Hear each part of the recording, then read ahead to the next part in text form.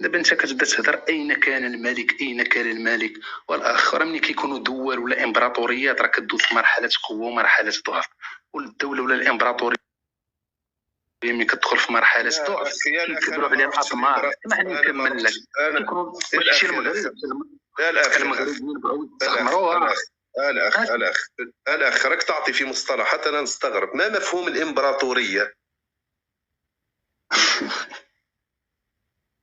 ما هو مفهوم الامبراطوريه؟ راش دراتك الامبراطوريه نتايا؟ ما ضرتنيش يا خويا، انا ما ضرني والو، انا نسال في ما مفهوم الامبراطوريه. نقولوا الدوله شي ملي كتكون شي دوله قويه. اسمعني شي المغرب ملي كانت دوله قويه في دوله وحده، ولو ان فرنسا كانت قويه كانت ديما متى كانت المغرب دوله قويه؟ متى كانت المغرب دوله قويه؟ وسير اخويا تعرف دوله المغرب فوقاش كانت دوله؟ نتوما راكم مقرينكم وقيلا شي قرايه كاع ما كاينه عشيري. نتوما راه دايرين لكم يا سيدي قرينا يا سيدي، انا نتعلموا منك انت المغربي. متى كانت المغرب دوله قويه ونسميها بالامبراطوريه؟ دابا قول لي بغيت نسولك.